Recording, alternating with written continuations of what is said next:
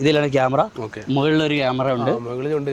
ഇത് ഒരു മൊത്തത്തിൽ നോക്കുവാണെങ്കിൽ ഒരു വോൾവോ ലുക്കാണ്. വോൾവോയുടെ പുറകില് ഒരാൾക്ക് കണ്ടായത് ഒരു വോൾവോ ബോഡി. ലൈറ്റും അത് തന്നെ, ലൈറ്റ് വോൾവോ കണക്കുള്ള ലൈറ്റുകളാണ് ഡിസൈൻ ചെയ്തിട്ടുള്ളത്. എല്ലാം കൊടുത്തേക്കുന്നത് ലൈലാൻഡിന്റെ ഒരു എല്ലാം കൊടുത്തേക്കുന്നത്. സാധാരണ അവിടെ ഡി അല്ലേ വരുന്നത്, 9600D ആണ് വരുന്നത്.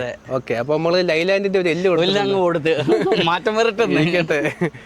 അപ്പൊ അങ്ങനെയാണ്. പിന്നെ നമ്മുടെ വണ്ടിയുടെ എഡിഷൻ നെയിം ഇതേ കൊടുത്തത്. ഇതാണ് ഈഗിളാണ് നമ്മുടെ വണ്ടിയുടെ എഡിഷൻ നെയിം. ഓക്കെ, അപ്പൊ ഒരു ഈഗിളിന്റെ ഫോട്ടോ കൊടുത്തിട്ടുണ്ട്. സെയിം ഡിക്കി തന്നെ. അപ്പുറത്തെ ഏതാണ് ഡിക്കിയാണ്. എന്തൊക്കെ സൗകര്യങ്ങളുണ്ട് അത് ഈ സൈഡും ഉണ്ട്. അതെ, സെയിം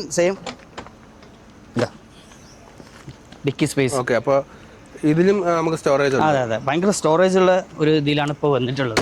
നല്ല ഹൈറ്റ് ഉണ്ടല്ലോ വണ്ടി. നമ്മളെ ഓട്ടിക്കുമ്പോൾ ഉള്ള കംഫർട്ടബിൾ എങ്ങനെയാണ്? ഭയങ്കര സുഖമാണ്, കുഴപ്പമൊന്നുമില്ല. ഇല്ലല്ലോ, ഹൈറ്റ് എന്ന് വെച്ചാൽ ഈ ഊടുവഴികളിലൂടെ ഒക്കെ പോകുമ്പോൾ ഹൈറ്റ് ഒന്ന് ജസ്റ്റ് കണ്ണോടിച്ചിട്ട് വേണം ശ്രദ്ധിക്കണം. എന്ന് വെച്ചാൽ പുറകെ ഈ ഫ്രണ്ടിനെക്കാട്ടും ലെങ്ത് ആണ്, ഹൈറ്റ് ആണ് ഈ പുറകെ വരുന്നത്.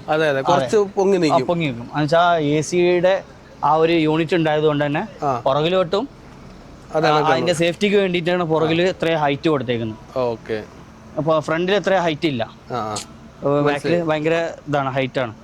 പിന്നെ സെയിം ഡിക്കിയാണ്. ഡിക്കി സെയിം ആ സൈഡിൽ എന്താണോ അതേപോലെ തന്നെ ഇവിടെ ഇത്രയും